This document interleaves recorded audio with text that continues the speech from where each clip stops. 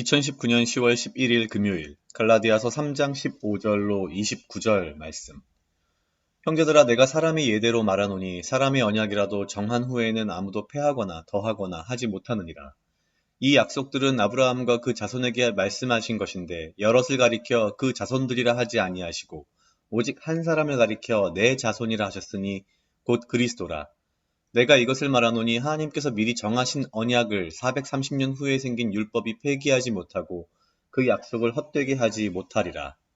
만일 그 유업이 율법에서 난 것이면 약속에서 난 것이 아니니라.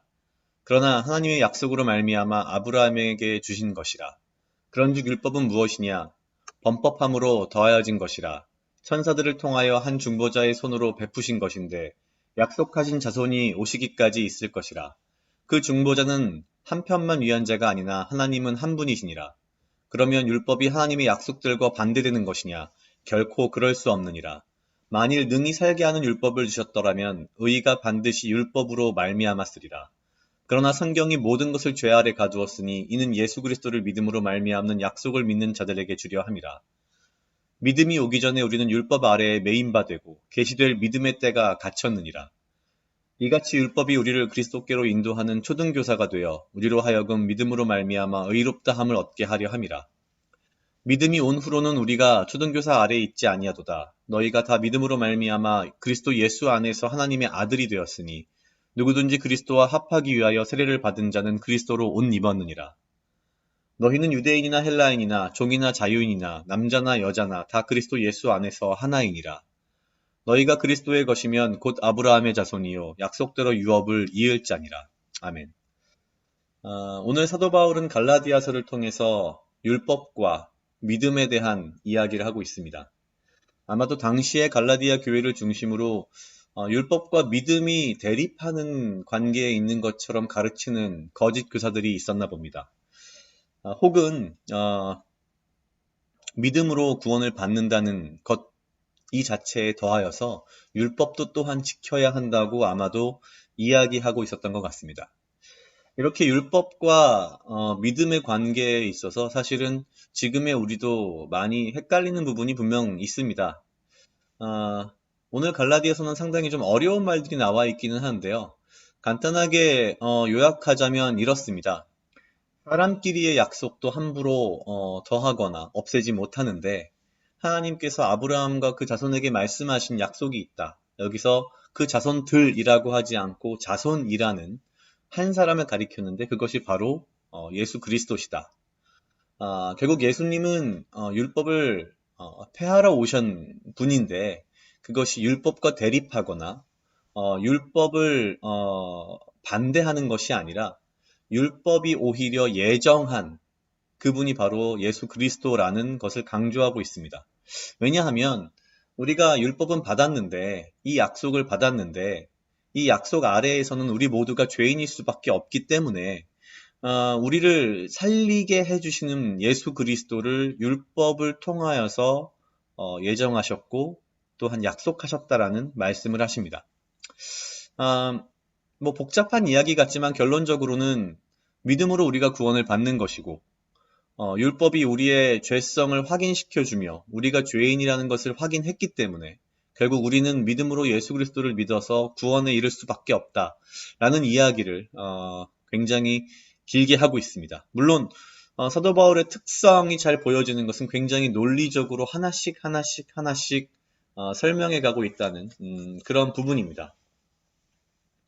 오늘 말씀은 사실 너무 당연한 것처럼 느껴지기도 하지만 지속적으로 이 내용을 좀 들여다본다면 물론 우리는 당시 유대인의 율법을 우리가 지금 현재 지키고 있지 않기 때문에 그다지 와닿는 게 없을 수도 있으나 이 율법을 우리가 좀 더 현대에 맞게 이야기한다면 교회 다니는 사람은 이래야 한다, 저래야 한다 등등등의 많은 우리가 스스로 만들어낸 어떤 법칙 같은 그런 것들이 좀 있습니다.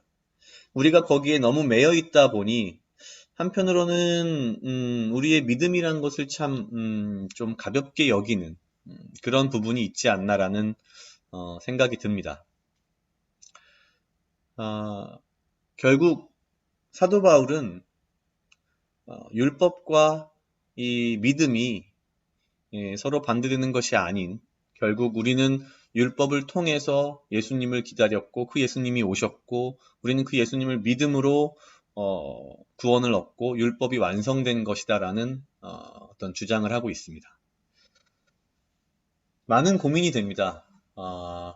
항상 제 개인적으로 사실 오늘 본문과 관계없이도 항상 고민하는 것 중에 하나가 믿음의 결과가 행동으로 드러나야 할 텐데 때로는 행동을 우선시하거나 특히 저도 사람인지라 나 이외에 다른 사람을 판단할 때 자꾸 그 사람의 믿음보다는 그 사람의 행동을 자꾸 보려 하는 그런 나쁜 경향이 있는 것 같습니다. 결국 내 자신에게 좀 더, 좀 철저히, 좀 더 내 자신에 대해서 좀 더 무언가 엄격함을 좀 가질 필요가 있고, 오히려 타인에게는 굉장히 관대할 필요가 있지 않나라는 그런 생각을 했습니다.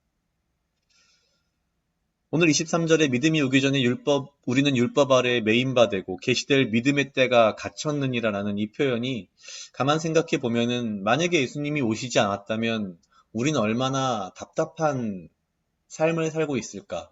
내가 죄인임을 매일매일 율법을 통해서 확인하면서 얼마나 힘들게 살고 있을까? 무거운 마음을 가지고 살고 있을까라는 그런 생각을 하면서 예수님의 보혈의 피에 대한 그 가치, 그 감사함, 그 은혜에 대해서 한 번 더 생각해 보는 기회가 됐습니다. 각자 약 2분 정도 묵상하시겠습니다.